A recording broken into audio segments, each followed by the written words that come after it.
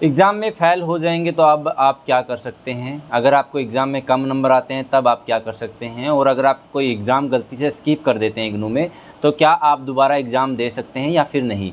और अगर आप गलती से एग्ज़ाम फॉर्म नहीं भर पाते हैं या फिर कोई आपको ऐसा ज़रूरी काम आ गया है कि आप एग्ज़ाम फॉर्म नहीं भर पाए, तो क्या आपको दोबारा एग्ज़ाम देने का मौका मिलेगा या फिर नहीं। ये सारी बातें इस वीडियो में हम करने वाले हैं। अगर आप चैनल पर पहली बार आएँ तो चैनल को सब्सक्राइब कर लें, ताकि आपको इग्नू से जुड़ी हर जानकारी टाइम टू टाइम मिलती रहे। एक एक करके मैं सारी कंडीशन समझाने की कोशिश करूँगा।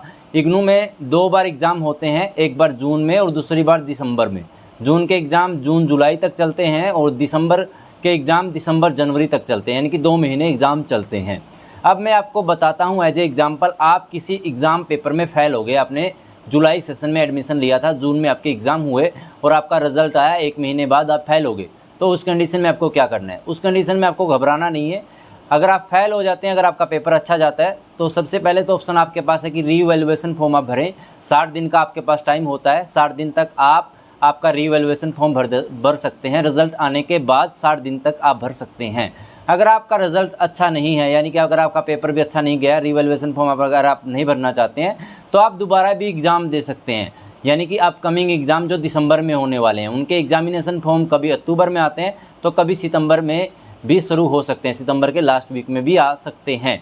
तो जैसे एग्जामिनेशन फॉर्म आते हैं तो आपको एग्जामिनेशन फॉर्म भरना होता है उस सब्जेक्ट का जिस सब्जेक्ट में आप फेल हो गए हैं, और आप अपकमिंग जो एग्ज़ाम दिसंबर में होने वाले हैं उसमें आसानी से इनरोल कर सकते हैं। और एक सेकंड ऑप्शन आ जाता है, अगर आप एग्ज़ाम नहीं दे पाए, सपोज करो आपका जनवरी सेशन था और आपके एग्ज़ाम दिसंबर में होने वाले थे, आप दिसंबर में एग्ज़ाम नहीं दे पाए, तब भी आपको घबराने की कोई ज़रूरत नहीं है, क्योंकि आप जो अपकमिंग एग्ज़ाम जून में होने वाले हैं उसमें आराम से इनरोल कर सकते हैं। बस इनरोल करने के लिए आपको जो अपकमिंग एग्जामिनेशन फॉर्म आएंगे उसमें आपको आपका एग्जामिनेशन फॉर्म भरना होगा, और एग्जामिनेशन फॉर्म जैसे ही आप भरेंगे तो आपका जो अपकमिंग एग्ज़ाम होने वाला है उससे कुछ दिन पहले आपका हॉल टिकट आ जाएगा और आराम से आप हॉल टिकट के साथ आपके एग्ज़ाम दे पाएंगे।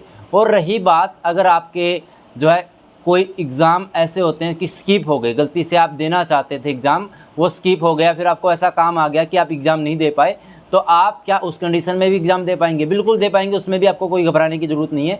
उसमें भी आपको जो अपकमिंग सेशन है, यानी कि अगर आपके जून में पेपर हुए हैं तो आप दिसंबर में इनरोल कर पाएंगे, और अगर आपके दिसंबर में पेपर हुए हैं तो आप अपकमिंग जो जून है उसमें इनरोल कर पाएंगे। तो आप इस तरीके से आपके एग्ज़ाम दे सकते हैं। और एक बात और आती है बार बार बच्चों के मन में कि अगर हम अपना री रजिस्ट्रेशन करते रहें लगातार और अगर हम एग्ज़ाम ना दे पाएँ तो क्या हम एक साथ एग्ज़ाम दे सकते हैं?